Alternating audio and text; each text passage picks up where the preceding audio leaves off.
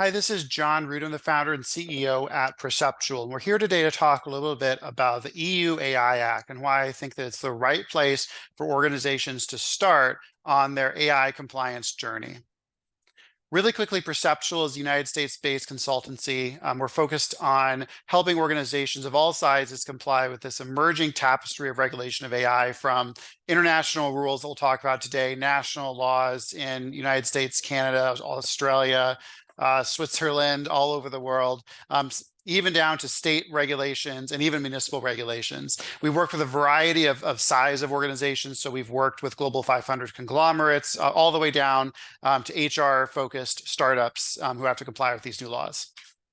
Let's jump right into the EU AI Act. So we think that we have now, as I record this in March of 2024, a substantially final version of the AI Act. It's going to go up for a vote just a couple of weeks from when I record this, and it's highly likely to pass.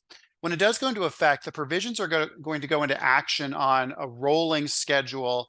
Some banned applications will be banned in 6 months from the time that the law goes into effect. Mostly what we're here to talk about today is what's going to be called high-risk applications, and we'll define that in a second. But those regulations will go into effect 2 years after the final vote. So we're talking about rules that are going to go into effect basically in the second quarter of 2026. Now, as we'll see today, you cannot wait till the second quarter of 2026 to be compliant with these laws. It's going to be basically a year-long compliance journey.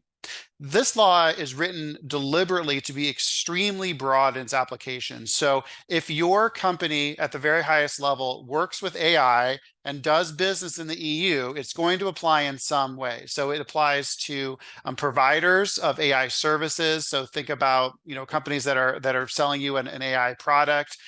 Importers, distributors, and deployers, right? So every step of the value chain, there's going to be obligations. The law also has special obligations for the creators of kind of those foundational models like ChatGPT. We're not going to talk about as much about that today, but that'll be important as well. You hear a lot about how the EU AI Act follows what they call a risk-based approach. So the different uses of artificial intelligence are going to be classified differently and have different obligations.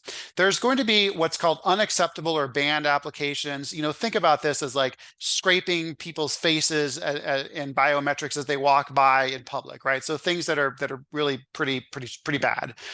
What we're more interested in today is this next category of high-risk applications. High-risk applications are going to have very substantial regulatory hurdles to cross, and they're also relatively common. So, a very limited list, and this is incomplete, of high-risk applications includes things like employment and people management. So basically, if you're using modern HR technology, you likely have an obligation.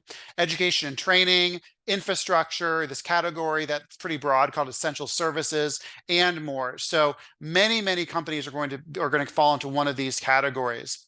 Under high risk, there's another category called limited risk, where there's less obligations. It's more about transparency requirements. There's some obligations there. We help clients with this as well, but it's a much shorter journey to compliance. I'm just going to spend a couple seconds here. The penalties are going to be pretty significant for companies that don't comply with the law. So you'll see things like up to 7% of global revenue. What I'm most interested in is kind of this 3% that you see. So companies that have high risk algorithms that are in use that they don't go through the compliance process for are risking up to 3% of global revenue. Now, with GDPR, we learned a couple of things. We learned, first of all, that it's likely the EU will enforce this rule pretty significantly. So they did a pretty good job enforcing GDPR, as I would define it, as making lots and lots of companies comply. Now, there's this very high fine. So there's a big incentive for member countries to make sure that countries are complying because the fines are so big. Now, that said, most GDPR fines got knocked down substantially. So I don't think that there's lots of organizations that are going to face multi-billion-dollar fines and actually pay them, but they will still be relatively significant. Now, let's talk about the requirements for a second.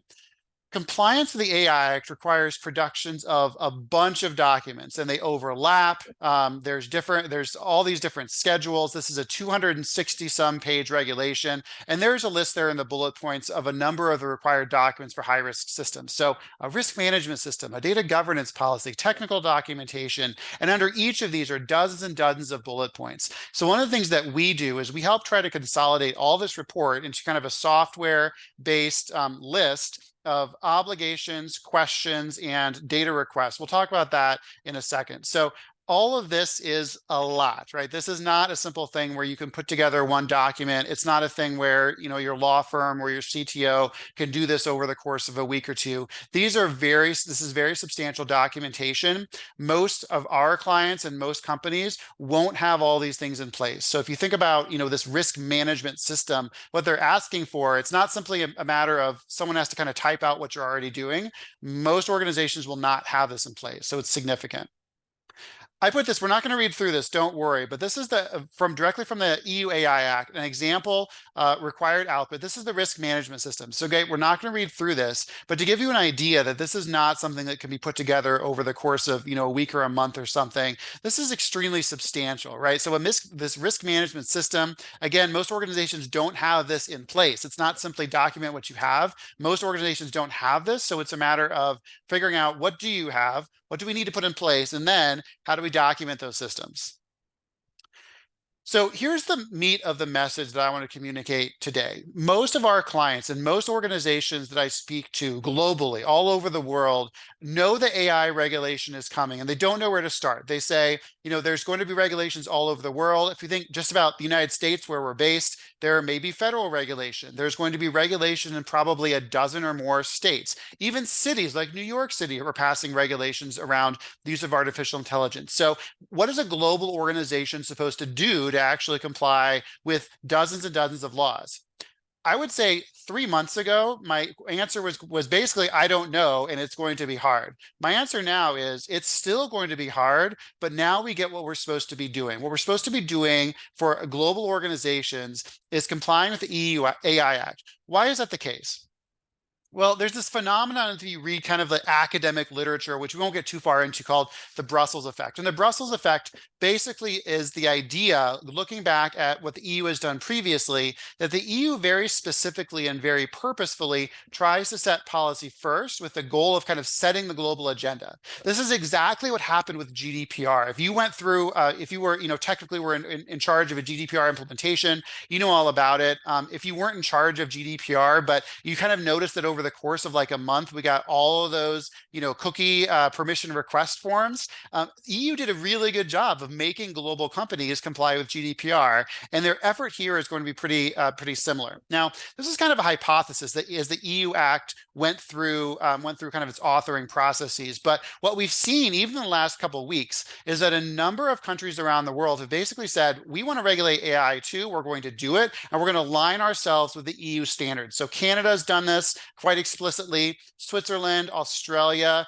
These are relatively large markets, especially Australia and Canada, that have just said, we're going to do mostly what EUA Act has done. So if you are looking to create a compliance program for your global organization, complying with the EU AI Act is the way to do it. So when we create the documentation, the governance, the reporting that we need for AI Act, we're going to get 95% of the way to what we need for essentially every other jurisdiction that's proposed something, even kind of in draft phase, right? So this is the way that we start creating a baseline for global AI compliance.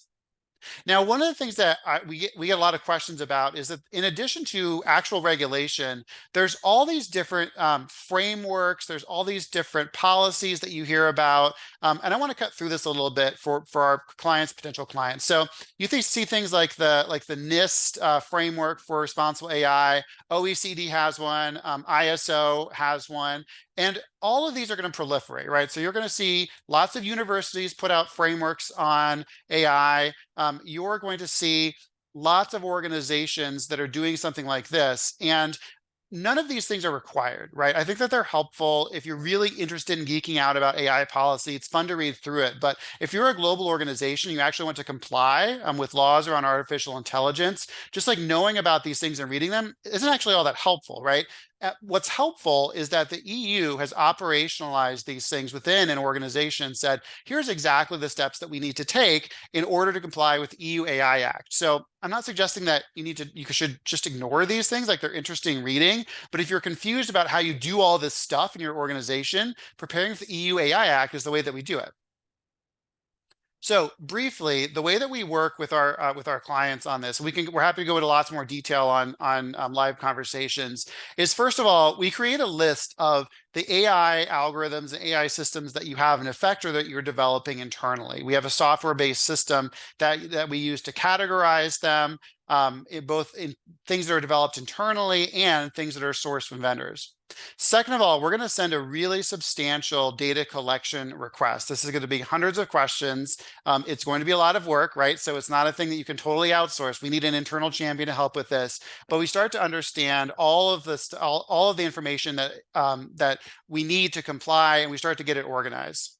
The next thing that we do is we start to see where are there gaps. So where are there, especially policies where the EUA Act requires it, but we don't yet have that in the organization. Then we send back remediation measures. So we don't in our organization get into your code, but we say, here's the stuff that we need to put in place. Here's the governance structures. We work together and do it. The fourth step is that we produce the required reporting. So all those reports that we talked about before, we write those. Some of that's collaborative, but mostly if we've done a good job on step 2 and step 3, this is just us heads down, putting them together and then get approval. And then the last step is the E requires that we do a formal conformity assessment and declaration of conformity. So we draft those and we issue those for our clients. So this is the way to get started. As you can see, this is not a process that can be completed in 1, 2, or 3 months. For most global organizations, this is a years-long process. It will be a significant investment, both financially and in terms of time and people resources. But if you know that a regulation of AI is coming down the pipe for your organization, you don't know how to get started, this is going to be the way. All right, thanks a lot. I appreciate your time and look forward to more conversations.